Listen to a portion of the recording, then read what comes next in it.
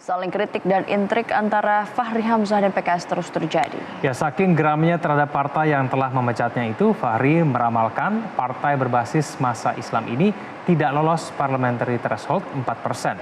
Dengan kata lain, PKS tidak akan lolos ke Parlemen Senayan pada pemilu pada tahun ini. Kalau yang dibangun oleh kultur pimpinan PKS sekarang ini susah. Itu dia ngurus DKI aja nggak beres-beres.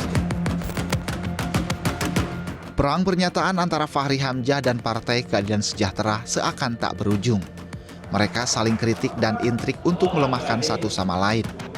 Yang teranyar, Fahri melempar pernyataan yang menohok tentang Partai Keadilan Sejahtera yang disebut terancam tak lolos ke Parlemen Senayan pada pemilu kali ini.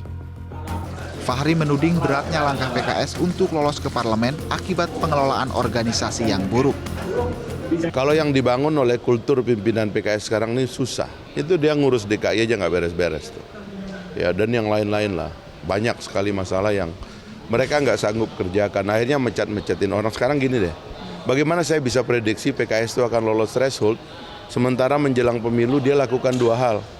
Pertama, menyuruh semua caleg untuk menandatangani pengunduran diri yang tanggalnya dikosongin. Kalau Anda jadi caleg kayak begitu, mau nggak berjuang untuk PKS? Prediksi Fahri ini bisa saja benar, sebab dari beberapa hasil survei yang dirilis sejumlah lembaga, posisi PKS masih tidak aman.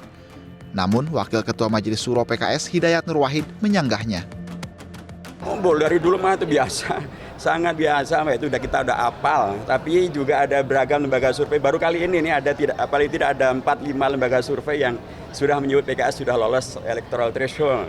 Ada lembaga survei, ada LSI, ada Indobarometer, ada Poltreking, bahkan sebagian menyebut sudah di atas 5%. Jadi bagi kami itu lembaga survei hanyalah dalam tanda kutip masukan gitu ya, untuk kemudian kami jadikan sebagai memicu PKS untuk bekerja lebih lagi. Perseteruan tak berujung antara PKS dan Fahri Hamzah terjadi sejak tahun 2016. Kala itu Fahri dianggap tidak menuruti perintah partai dan kemudian PKS memecat Fahri pada 11 Maret 2016. Fahri melawan lewat jalur hukum dan memenangkannya. Namun partai berlambang padi dan bulan sabit kembar itu belum melaksanakan putusan pengadilan yang harus membayar denda 30 miliar rupiah.